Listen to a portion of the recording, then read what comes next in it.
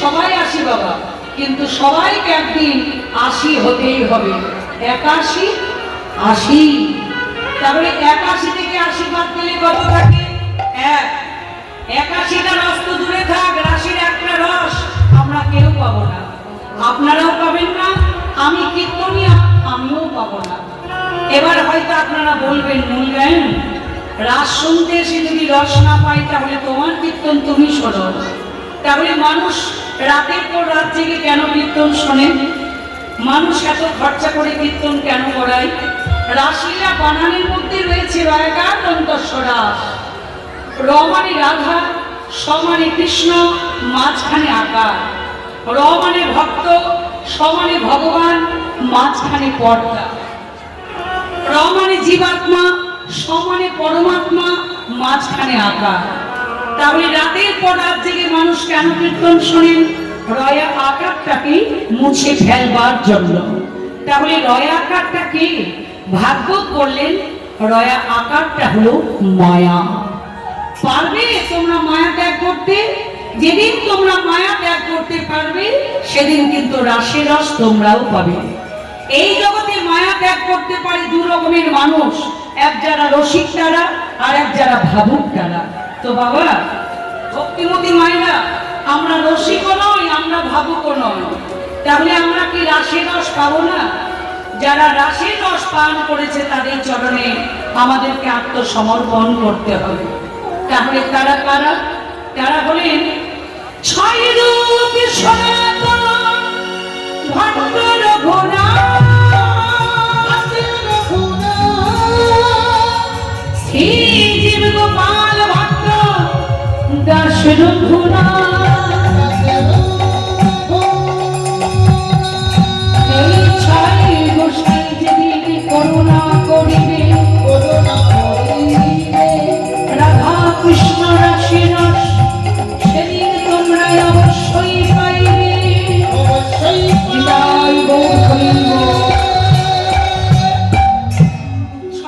সনাতন ভট্ট রঘুনাথ, শ্রীজীব গোপাল ভট্ট দাস রঘুনাথ, এই 6 গোসাই যেদিন করুণা করিবে, রাধা কৃষ্ণ রাশি রস তোমরা অবশ্যই পাইবে।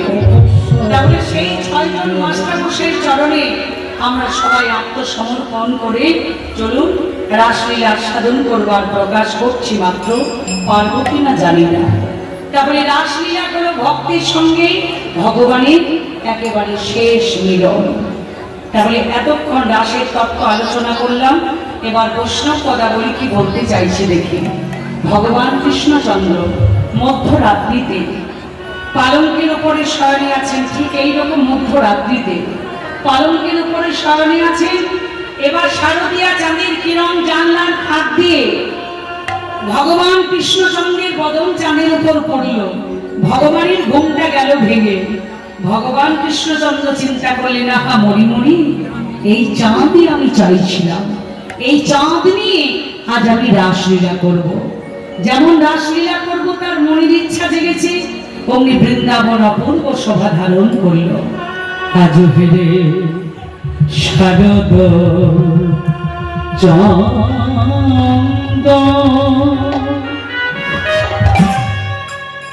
পবন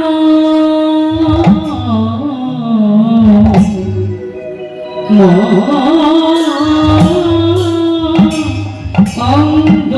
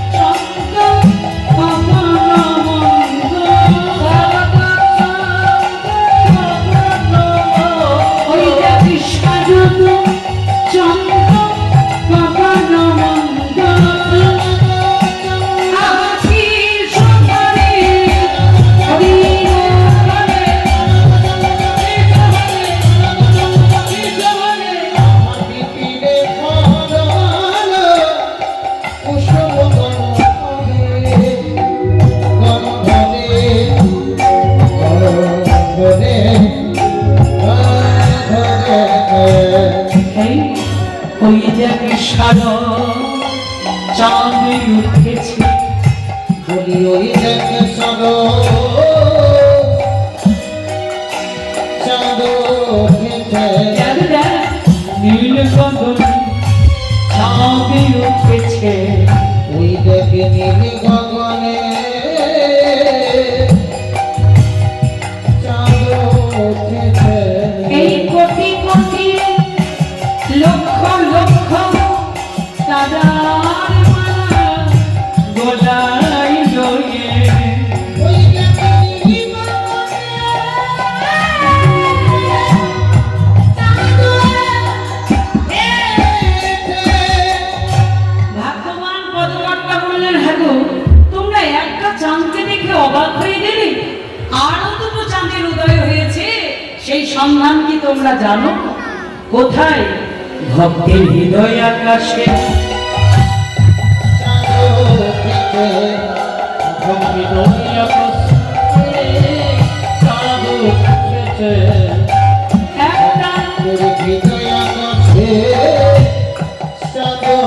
একটা একটা রাই চাঁদ, একটা শ্যাম চাঁদ,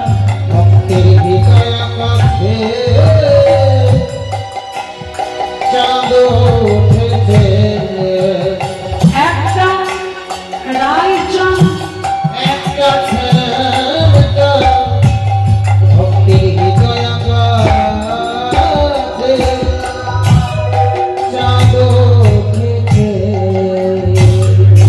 কিংবা ফুল্ল মল্লিকা মালতী দুঃখী।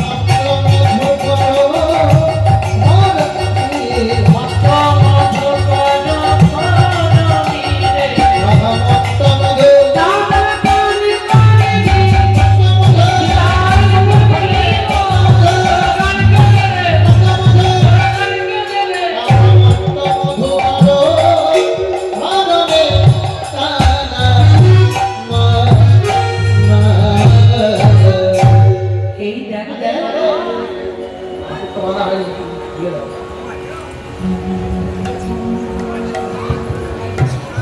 আজ তারা ফুটেছে,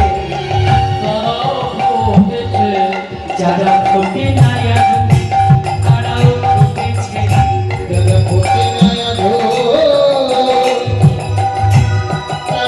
ফুটেছে। আকাশে তারা ফুটেছে, তারা ফুটেছে, যারা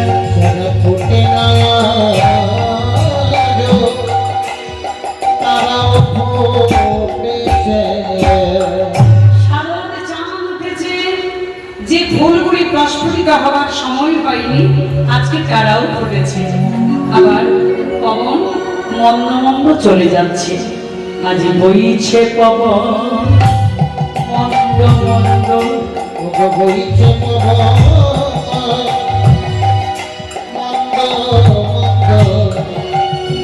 হাত উদয় হেরে শারদ চন্দ্র, বইছে পবন মন্দ মন্দ।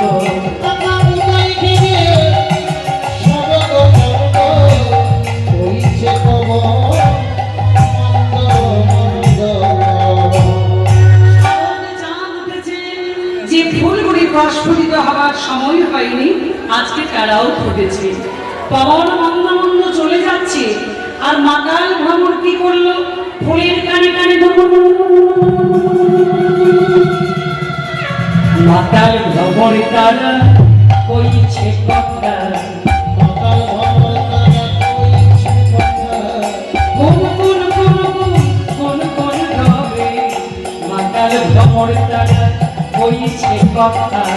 গুনি গুনি গুনি গুনি গুনি সারে মাতাল ভ্রমর তারা কইছে কথা।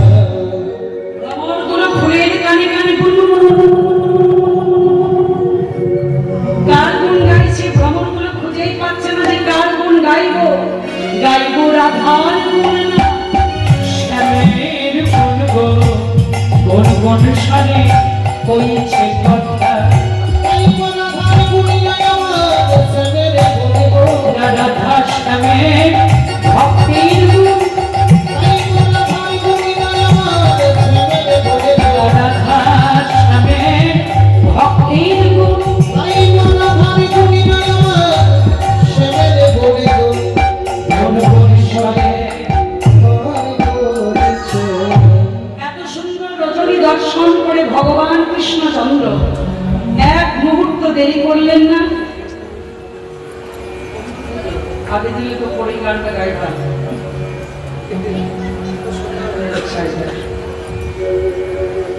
এবার এত সুন্দর রজনী দর্শন করে ভগবান কৃষ্ণচন্দ্র রাসলীলা করবার জন্য প্রস্তুত হলেন। কোন রাত্রিতে? হেন তো রাত্রি ওই ছানা ভাতি,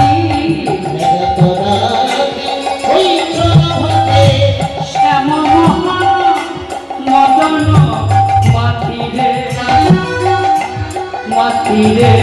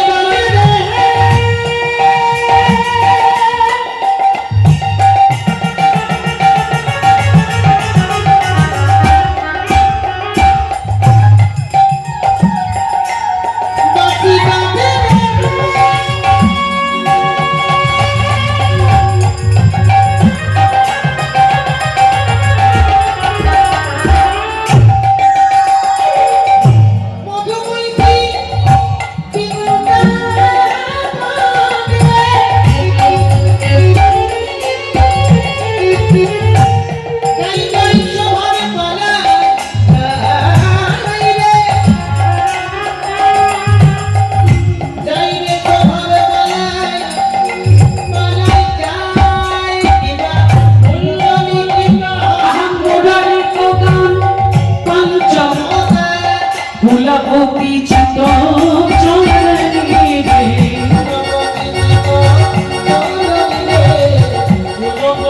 মনে পড়ে যে নিল দিদার মোর হরি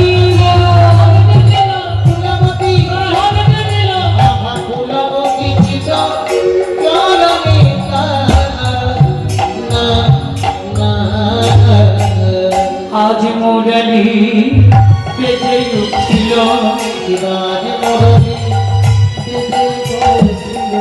আজ মধুর চমকানে,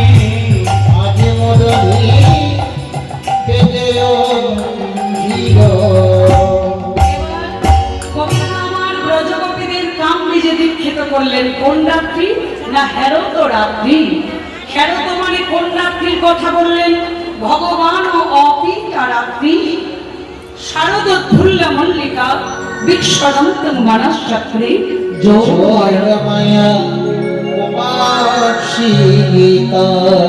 ভগবানের দীর্ঘকা প্রতিশ্রুতি তার রজনী সমাগত দেখিয়া রজনীটি কেমন দেখলেন? ফুল্ল মল্লিকা বিশিষ্ট রজনী দর্শন করে ব্রজগোপীদের সাথে রমণ করার ইচ্ছা জাগিল। তাই গোবিন্দ আমার ব্রজগোপীদের কাম বীজে দীক্ষিত করলেন। কোন রাত্রি? না হেরত রাত্রি। তাহলে রাত্রি বানান কি? এখানে রয়াকার তরফলা হর্ষই মানে একটা রাত্রি। এবার রাসলীলা রাত্রিটা বানান ছিল রয়াকার তরফলা দীর্ঘই বিসর্গ। রাত্রি মানে কতগুলো রাত্রি? বিষ্ণু পুরাণ উল্লেখ করলেন 439,40,80,000 বছর। এতগুলো রাত্রি নিয়ে ভগবান রাসলীলা করলেন। তাহলে গোবিন্দ ব্রজগোপীদের কামবীজে দীক্ষিত করলেন। কামবীজ বলতে কি? মুরলিক গান পঞ্চমতান। ওই কামবীজটা হলো পঞ্চম তান। পঞ্চম তান মানে সারি গামা পা কিন্তু নয়। এখানে পঞ্চম তান হলো ওমাইরা।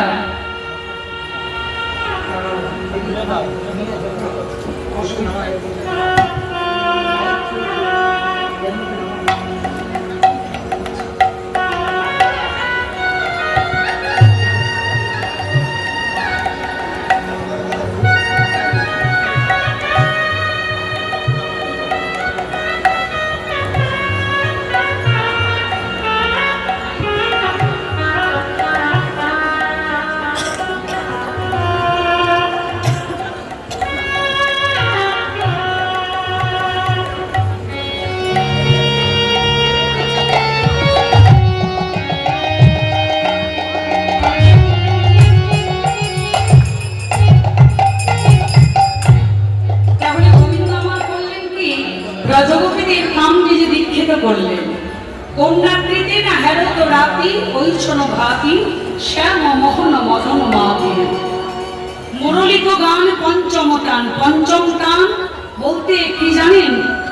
বৃন্দাবনে অপ্রাকৃত নবীন মদন, নবীন মদন।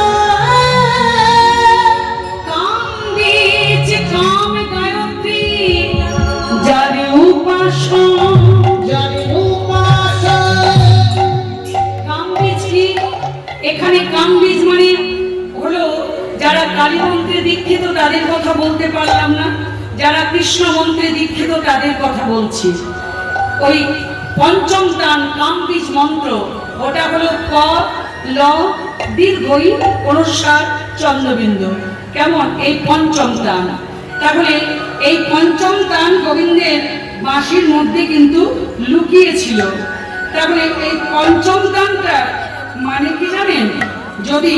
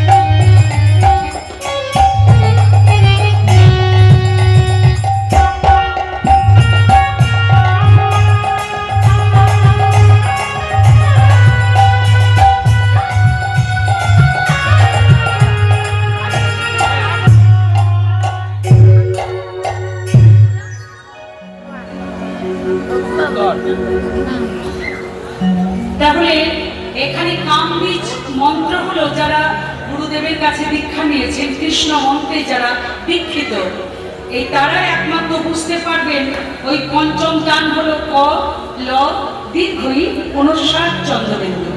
এটাকে একসাথে উচ্চারিত করলে হয় কয়লায় দীর্ঘই অনুস্বার চন্দ্রবিন্দু। এই মন্ত্রটা যখন গুরুদেবের কাছে নেওয়ার পর জপ করবেন তখন মনটাকে গোবিন্দের চরণে রাখতে হবে। গোবিন্দের চরণ থেকে মনটা যদি সরে যায় তাহলে কিন্তু হিতে বিপরীত হয়ে যায়। কারণ আগুনের যেমন দায়িকা শক্তি, তার চাইতেও দায়িকা শক্তি এই কয়লায় দীর্ঘই অনুস্বার চন্দ্রবিন্দু। তার মানে এখানে একটা শিক্ষার ব্যাপার আছে। দেখুন, গুরুদেবের কাছে দীক্ষা না নিলে এই চিত্ত কোনোদিন শুদ্ধ হয় না। তাই গোবিন্দ রাসমঞ্চ শীতল করবার পূর্বে সমস্ত ব্রজগোপীদেরকে এই মুরলীর দ্বারা কি করেছিলেন, দীক্ষা দিয়েছিলেন কামবীজ মন্ত্রে। তারপরে গোবিন্দের বাঁশি শুনে ব্রজগোপীদের অবস্থাটা কেমন হয়েছিল জানেন? শোনাতা গোপী প্রেমাকি গোপী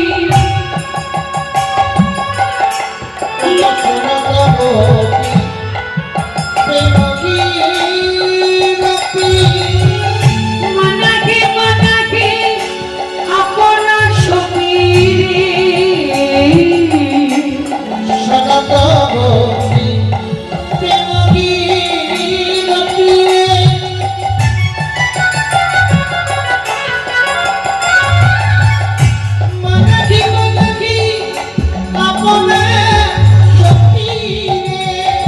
আজ যাকে বললাম তাকে চলত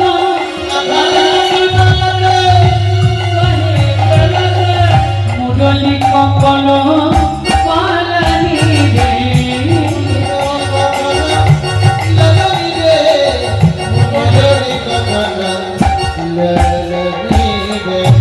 ও মায়েরা, মুরলীর ধ্বনি সবাইকে শুনতে পেয়েছিল গোবিন্দের বাঁশি?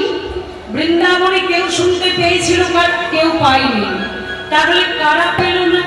ভাগবত বললেন যারা অজ্ঞতায় বধির তারা পেল না, যারা বিজ্ঞতায় বধির তারা পেল না, যারা কর্ম কলাহলে বধির তারাও পেল না। এক কথাই সোজা বাংলায় এক বিন্দু আত্মসুখ বাঞ্ছা যাদের মধ্যে ছিল তারা গোবিন্দের বাঁশি শুনল না।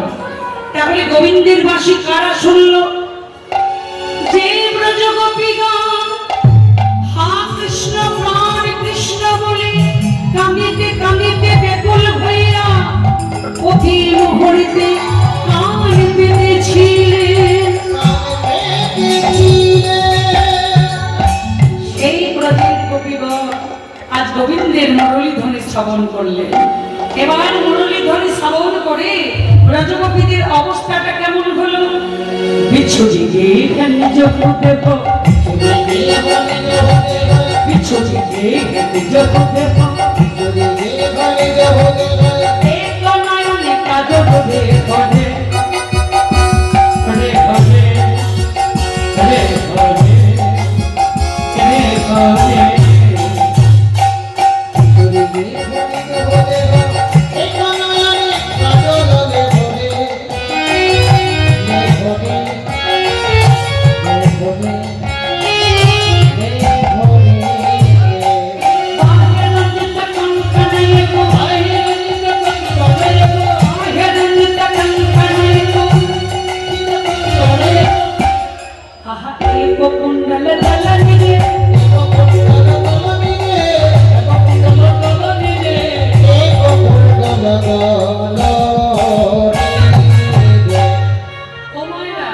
ব্রজগোপীরা গোবিন্দের বাঁশি শুনে তারা করলো কি, কেউ এক নয়নে কাজল করলো, কেউ এক হাতে কঙ্কন করলো, কেউ এক কর্ণে কুণ্ডল করলো।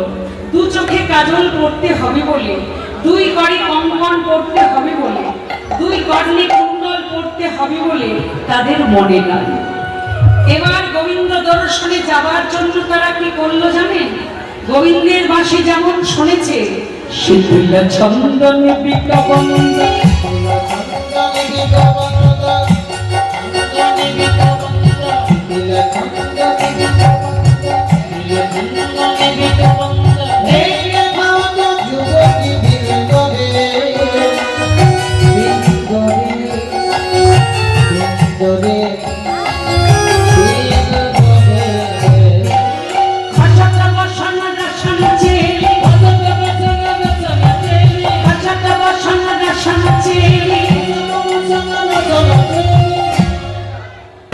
আহা বলি তবে নিদলানি রে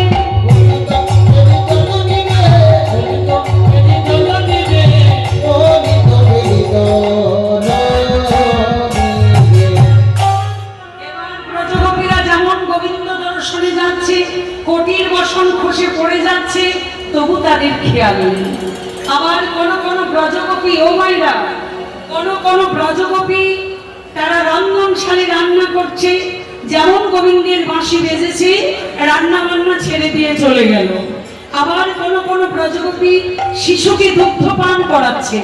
যেমন গোবিন্দের বাঁশি বাজলো, শিশু ছুঁড়ে ফেলে দিয়ে চলে গেল। তাহলে ব্রজগোপীদের প্রেম তো নিষ্কাম, এখানে শিশুর কথা কেন এলো না? ভাগবত বললেন যে ব্রজগোপীরা স্বামীর ছোঁয়া পেয়েছিল তারা শরীর নিয়ে রাসমণ্ডলীতে যেতে পারেনি, সূক্ষ্মরূপে তাদের মনগুলি গিয়েছিল। আর যে ব্রজগোপীরা স্বামীর ছোঁয়া পেল না তারা শরীর মন দুই নিয়ে গোবিন্দের কাছে ছুটে গেল। সাধন সিদ্ধা, নিত্য সিদ্ধা, কৃপা সিদ্ধা, তিন রকমের গোপী মদন মোহনের কাছে ছুটে যাচ্ছে। এবার কোন ব্রজগোপী পতির সাথে শয়নে আছে। কোন গোপী ছিল পতির সঙ্গেতে, তাদের নয়নে আছিল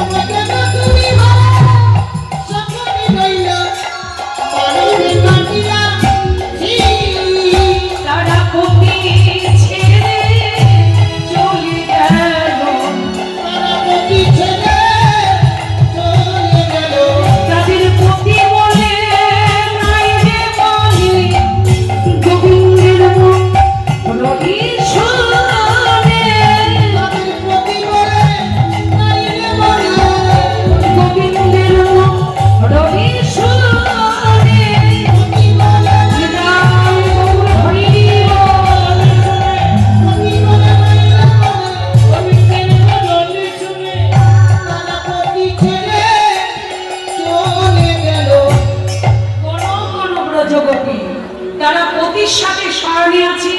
যেমন গোবিন্দের বাঁশি বেজেছে, পতি ছেড়ে দিয়ে চুপি চুপি গোবিন্দ দর্শনে চলে যাচ্ছে। কোন ব্রজগোপীদের পতিরা কিন্তু জেগেছিল। তারা দেখতে পেয়ে বলছে, আরে আরে আরে আরে এত রাত্রিতে তোমরা কোথায় যাবে? কেন গো? আমরা পতির কাছে যাব। কে তোমাদের পতি? শ্যামাদের পতি। ও শাদি করে আমার পতি হয় শ্যাম। হ্যাঁ। তার মানে তুমি বৃন্দাবনের কুলোটা না, তোমাদেরকে যেতে দেব না। আপন আপন ব্রজগোপীর পতি আপন আপন পত্নীকে দরজা আবদ্ধ করে দাঁড়িয়ে আছে। আবদ্ধ ঘরের মধ্যে ব্রজগোপীরা গোবিন্দকে স্মরণ করলেন। হে কৃষ্ণ করুণা সিন্ধু, করুণা সিন্ধু, দীনবন্ধু জগৎপতি, জগৎপতি, গোপেশ্বর গোপিকা কান্ত, গোপিকা কান্ত, রাধা কান্ত নমস্তুতে। নমস্তুতে। ব্রজগোপীরা যেমন গোবিন্দকে স্মরণ করলেন, প্রত্যেকটা ব্রজগোপীদের মাথাতে একটা করে বুদ্ধি এলো। কারণ গোবিন্দ হলেন বিপদকারী মধুসূদন। বিপদে পড়লে কেউ যদি গোবিন্দকে ডাকে, গোবিন্দ কোনো না কোনো একটা উপায় করবেন। তাই ব্রজগোপীরা করলেন কি, গোবিন্দকে স্মরণ করলেন। ব্রজগোপীদের মাথাতে একটা বুদ্ধি এলো। আপন আপন ব্রজগোপী আপন আপন স্বামীর কাছে গিয়ে বলছে, ওগো স্বামী, আজ থেকে তুমি আমাকে যা বলবে আমি তাই শুনবো। আমি তাই শুনিব।